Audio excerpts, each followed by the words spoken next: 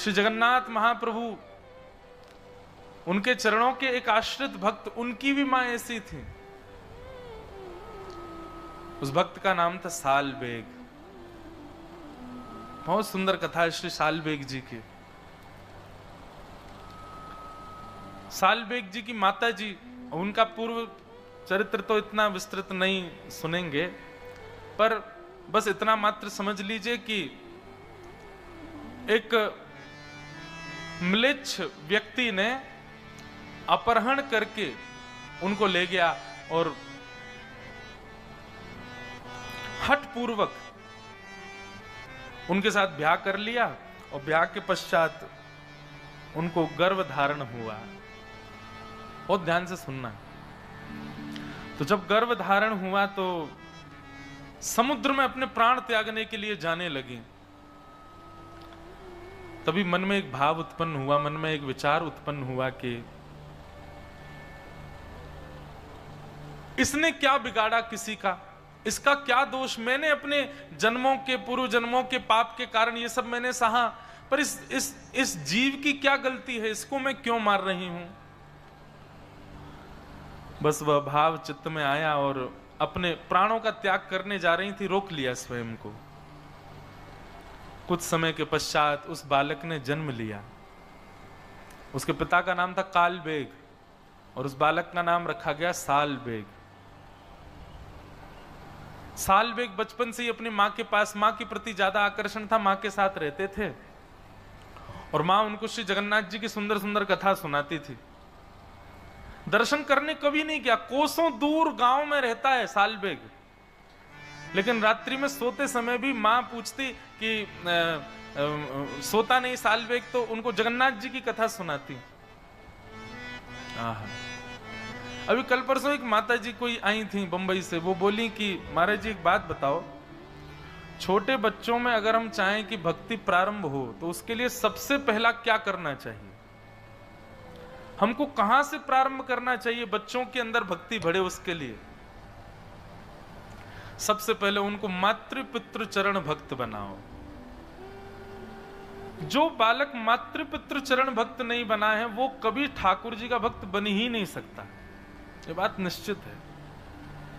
जिसने अपनी मैया में रखुमाई और श्री पिताजी में विट्ठल का दर्शन नहीं किया होगा उसको कभी ठाकुर जी का अनुभव नहीं हो सकता। अब आप लोग लगे हैं बच्चों को गायत्री याद कराने में, बच्चों को हनुमान चालीसा याद कराने में, बच्चों को बैठा रहे जबरदस्ती आसन पर, रो रहा है बेचारा, चीख रहा है मुझे नहीं करनी पूजा, नहीं करेगा कैसे नहीं, बैठ यहां पे, ऐसे नहीं होगा काम।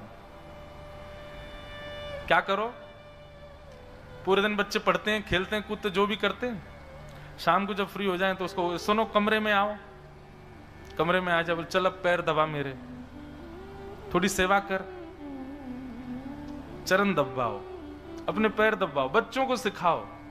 रात्रि में सोने जाए ही ना बालक बिना माता पिता के चरण दबाए, पहले उनके चरण सेवा करे। सुबह उठते ही उसको सिखाइए, ठाकुर जी को प्रणाम बाद में करना, पहले हमको प्रणाम करो आके, जय श्री कृष्ण बोला करो। उठते ही माता पिता को दंडवत प्रणाम करे बालक, स्कूल जाते समय प्रणाम करे, स्कूल से आते समय प्रणाम करे।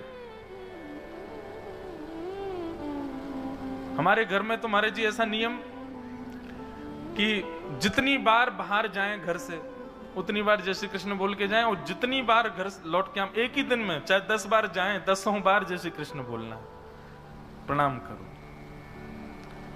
सबसे पहली ये स्थिति है बालकों के अंदर, अगर आपको ठाकुर जी के प्रति प्रेम उत्पन्न कराना है तो सबसे पहले अपनी चरण सेवा उनसे करवाओ।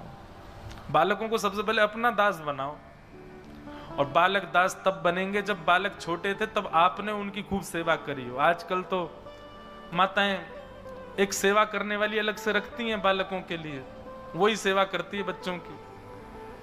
भैया देखो छोटे बालक जो हैं वो कृष्ण स्वरूप हैं, बाल मुकुंद हैं, उनकी मैया को सेवा करनी चाहिए। 2-3-4 साल बस सेवा करो, 2-3-4 साल बच्चों को संभाल लो, उसके बाद तो फिर बच्चे आपको संभालेंगे। अब माँ ने संभाला ही नहीं बच्चे को,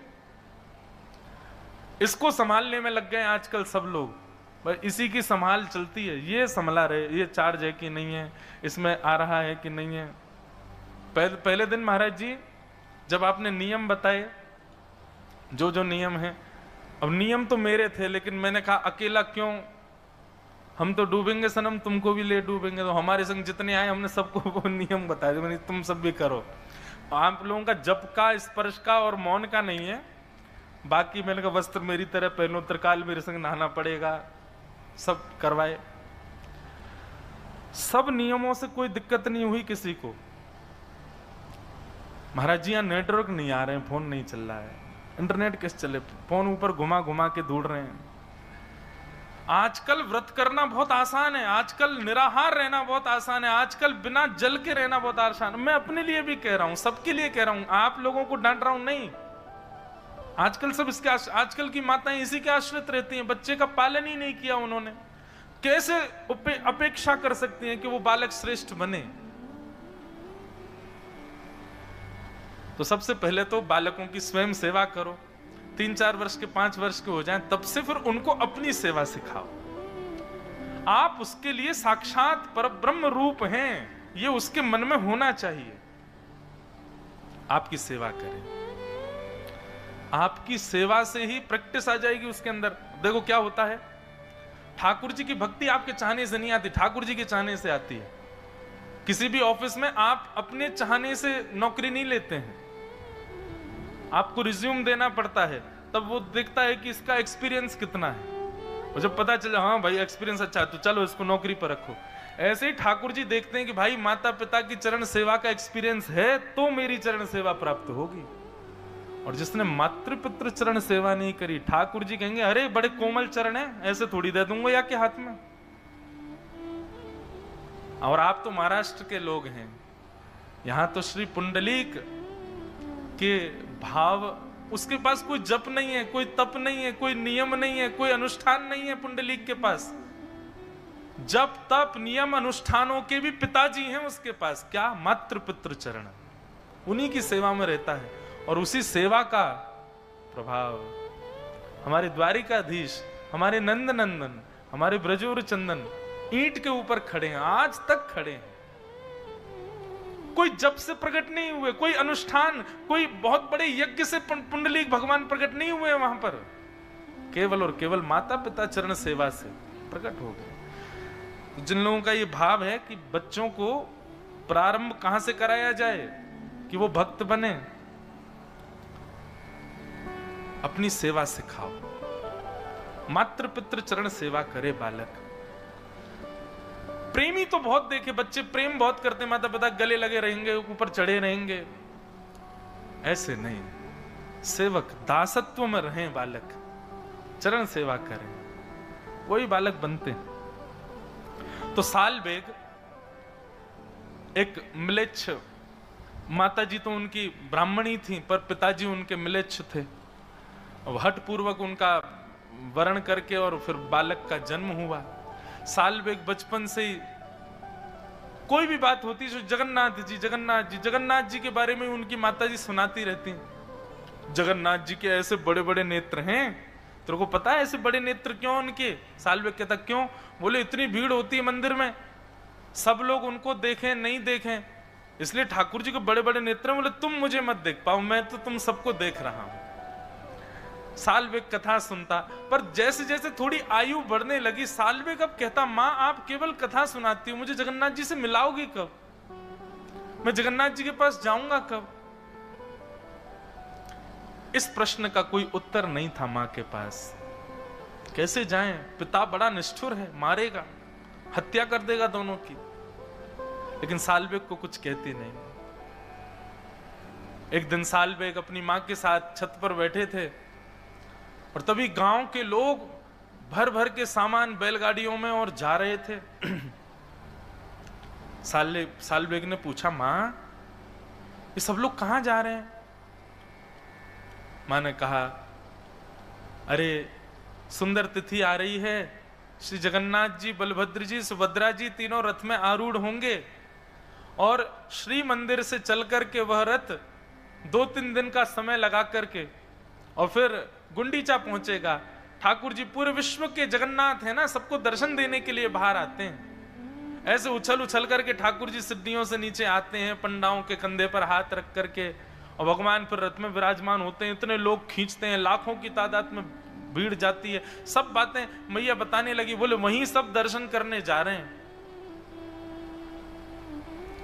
सालबेग पीछे पड़ गया, बोले माँ मुझे भी जाना है, मुझे भी जाना है, मैं देखना चाहता हूं वो कैसे, आपने सब कुछ बताया मुझे, उनकी रसोई कैसे बनती, उनका श्रृंगार कैसे होता, उनकी आराधना कैसे होती, उनका मंदिर कैसा है। अरे मुझे तो ये भी पता जगन्नाथपुरी में कौन कौन सी गलियां, आपने सब मुझे बताया, पर मैं प्रत्यक्ष नहीं देख पाया हूं मां, मुझे देखना है उनको।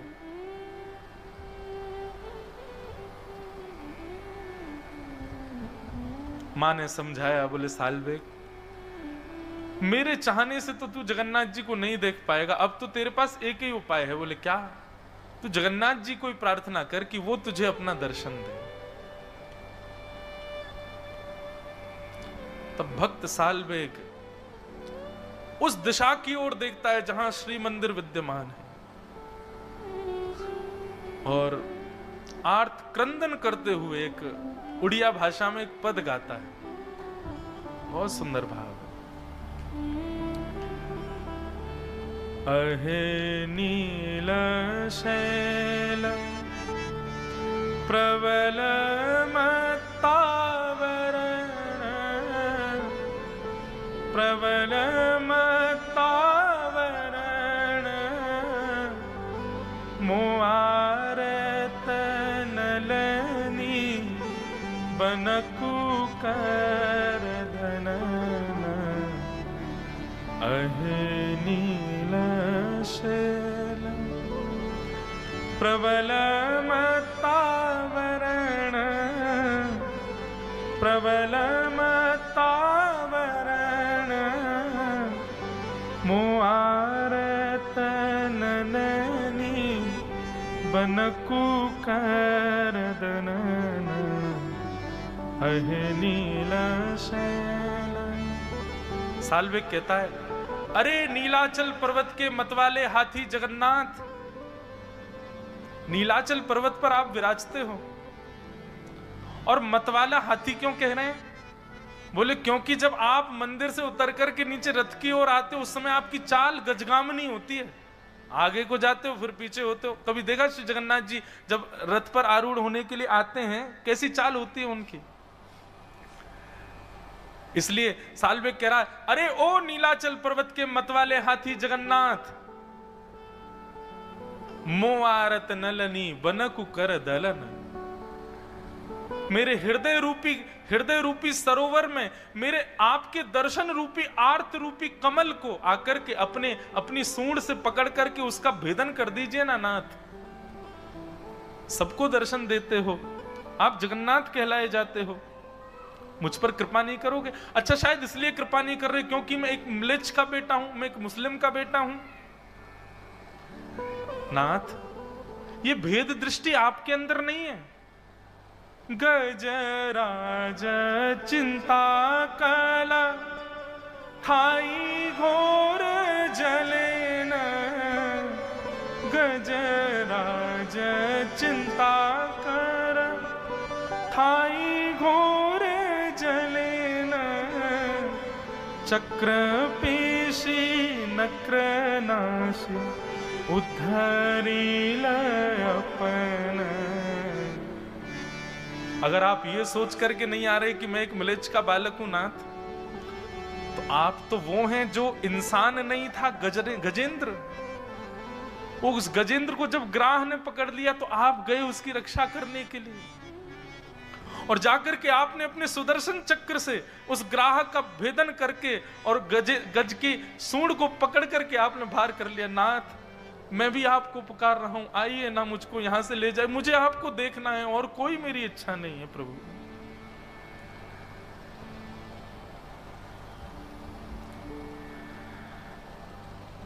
कहे सालबेग हीन जाति मुयवन, कहे सालबेग हीन जाति मुयवन, श्रीरंग चरण तल कर शनि जनन। अहे नीलशैल प्रबल मत्तावर, प्रबल मत्तावर मुआर तनलनी बनकूकर दलन अहे नीला शैल। सालबेग तो अपने घर की छत पर खड़ा खड़ा गा रहा है, जिस दिशा में जगन्नाथपुरी है उस दिशा में देख करके गा रहा है। श्री जगन्नाथ जी सबसे ज्यादा प्रसन्न होते हैं 365 दिन में, उस दिन जिस दिन वो रथ पर विराजमान होते हैं। ठाकुर जी को बहुत सुख मिलता है उस दिन। जिन लोगों को मंदिर में प्रवेश तक वर्जित है, उन लोगों को दर्शन देने ठाकुर जी आ जाते हैं बाहर। पर ब्रह्म परमात्मा जगदीश्वर जगन्नाथ पूरे ब्रह्मांड के नायक कितने सरल सहजता में आ जाते हैं सबको दर्शन देने। लेकिन आज जगन्नाथ जी प्रसन्न नहीं है। बलभद्र जी का रथ चल दिया, सुभद्रा जी का रथ चलने लगा, और जैसे ही नंदी घोष रथ का नाम है, भगवान श्री जगन्नाथ जी के रथ का नाम है नंदी घोष। लाखों लोगों ने जैसे ही रस्सी पकड़ करके उस रथ को खींचना प्रारंभ किया, रथ एक पत्थर के भांति स्तब्ध हो गया। सब पुजारी चरणों में गिर गए, घुटनों पर बैठ गए, बोले महाप्रभु कृपा करो, क्या अपराध बन गया हम लोगों से, आज आपका रथ क्यों नहीं चल रहा है। राजा ने जाकर के विनती की, ठाकुर जी के चरणों में प्रणाम किया। भगवान आज भी जगन्नाथपुरी के राजा को अंदेशे देते हैं, स्वप्न देते हैं, भाव बता देते हैं, कोई भी इच्छा उनकी हृदय की होती है तो। राजा ने जाकर के प्रणाम किया, बोले महाप्रभु जी रथ आगे नहीं बढ़ रहा है, कोई अपराध बन गया हम लोगों से। महाप्रभु जगन्नाथ बोले आज रथ यात्रा में भीड़ नहीं आई मुझको देखने वाली। राजा बोले नाथ जहां तक दृष्टि जा रही है सिर ही सिर दिखाई दे रहे हैं, लाखों की तादाद में लोग हैं, आपको क्यों लग रहा है कोई नहीं आया। बोले पता नहीं, मुझे तो कोई दिख ही नहीं रहा है, बस बार बार कानों में एक ही ध्वनि आ रही है, अरे नीलाचल पर्वत के मतवाले हाथी मुझ पर कृपा करो।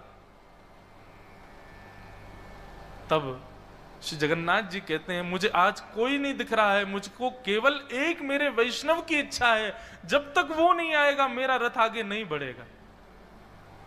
बोले कौन है। ठाकुर जी ने दिशा बताई, इस दिशा में इतनी कोस दूर पर एक गांव है, वहां पर एक मेरा सालबेग नाम का छोटा सा नन्हा सा बालक मेरा भक्त है, वो करुण क्रंदन करते हुए मुझे पुकार रहा है, उसको लेके आओ, जब तक नहीं आएगा मेरा रथ नहीं बढ़ेगा आगे। A suit is incomplete without a tie. And there's no vacation without thrill, mere bhai. Your next adventure awaits you on Paytm. Get flat 15% off on flight tickets. हुए मुझे पुकार रहा है, उसको लेके आओ, जब तक नहीं आएगा मेरा रथ नहीं बढ़ेगा आगे।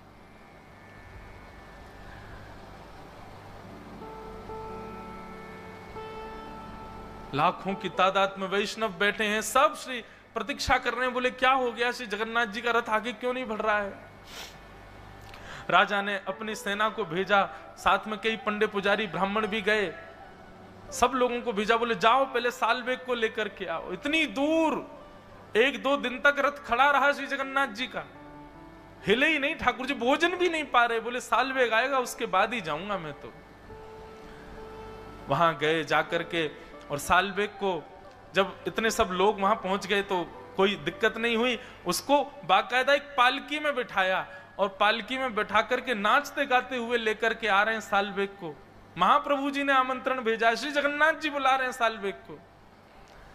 सालबेग तो इतने भाव में चला गया, मां से लिपट लिपट के रोए, बोले मां जगन्नाथ जी बुला रहे हैं। और जैसे ही सालबेग की पालकी पहुंची उस सुंदर पगडंडी पर जहां श्री जगन्नाथ जी का रथ चलता है, लाखों करोड़ों लोग केवल जगन्नाथ जी को देखते हैं उस दिन। लेकिन आज सबकी दृष्टि व्याकुल है देखने के लिए उस भक्त को, जिस भक्त के लिए रथ खड़ा है ठाकुर जी का। जैसे ही सालवेग की पालकी आई, सालवेग सामने आया, सालवेग को देखते ही श्री महाप्रभु जगन्नाथ जी झूमने लगे। उनका अपने अपने रथ के ऊपर ही ब्रह्म वेदी जिस पर ठाकुर जी विराजते हैं उसी पर ही मचलने लगे। पंडा पुजारियों से कहा, बोले जल्दी लाओ, मुझसे सहन नहीं हो रहा है, जल्दी लेके आओ इसको रथ पे चढ़ा दो ऊपर और मेरे सामने इसको दंडवत करवाओ, मेरे हृदय से लगा दो। आचार विचार वाले बोले, भगवान रथ के ऊपर तो कोई नहीं। बोले अरे सब छोड़ो आचार विचार, बुलाओ उसको ऊपर लेके आओ मेरे सामने। चारों तरफ लाखों लोगों को देखे, उस सुंदर श्री मंदिर का दर्शन करे सालवेग, अपनी मां से जो जो सुना, जो जो भाव, पहली बार देख रहा है जगन्नाथपुरी को। नंदी घोष रथ का दर्शन किया, प्रणाम करके जैसे ही ऊपर चढ़ने लगा, ज्यों ज्यों ऊपर चढ़े त्यों त्यों ठाकुर जी की छवि उसके सामने प्रकट हो रही है। और जैसे ही पूर्ण ब्रह्म श्री जगन्नाथ जी के पूर्ण विग्रह का दर्शन किया सालवेग ने, यहां सालवेग के नेत्र सजल हैं, सामने श्री जगन्नाथ जी के नेत्रों से आंसू गिर रहे हैं। मानो आज सबको लगा हो कि श्री जगन्नाथ जी की भुजाएं सदा खड़ी और खुली इसलिए रहती हैं कि उनको प्रतीक्षा है कि एक दिन सालवेग आएगा और मेरे हृदय से लगेगा। सालवेग ने जाकर के दौड़ करके महाप्रभु जी को अपने हृदय से लगा लिया। देख करके पूरा जगन्नाथपुरी उस दिन भावावेश में प्रवृत्त हो गया। ठाकुर जी को हृदय से लगा करके खूब रोया सालवेग, और हृदय से लगाने के बाद जैसे ही दंडवत किया, दंडवत करने के बाद सालवेग फिर कभी नहीं उठे, चरणों में ही रह गए श्री महाप्रभु जी के। आज भी वहां के सब पंडा पुजारी वर्णन करते हुए बताते हैं कि जो रथ मार्ग है, ठाकुर जी का रथ जहां चलता है, वहीं बीच मार्ग में सालवेग की समाधि है। और आज भी ठाकुर जी अपने उस सालवेग को याद करके अपना रथ वहां रोकते हैं, और रोक करके मानो थोड़ी देर के लिए ठाकुर जी भावावेश में चले जाते हैं, और तब इस भाव का वहां गायन सब पंडा पुजारी करते हैं। अहे नील शैल प्रबल मतावन मुआरत नलनी बनकु करदन अहे नील शैल। ऐसे श्री जगन्नाथ महाप्रभु। तो लोग पूछते हैं भक्ति में क्या क्या चीजें आवश्यक हैं। जप आवश्यक है, मन की एकाग्रता आवश्यक है, नियम आवश्यक हैं, पर एक बात और लिख लो भैया, मातृ पितृ आशीर्वाद भी बहुत आवश्यक है। सालवेग को अपनी मां की आशीर्वाद से, मां की कृपा से जगन्नाथ जी प्राप्त हुए। यदि मातृ पितृ प्रसन्न नहीं है बंधुओं, तो भी भगवत प्राप्ति में कहीं ना कहीं बंधन आ जाएगा।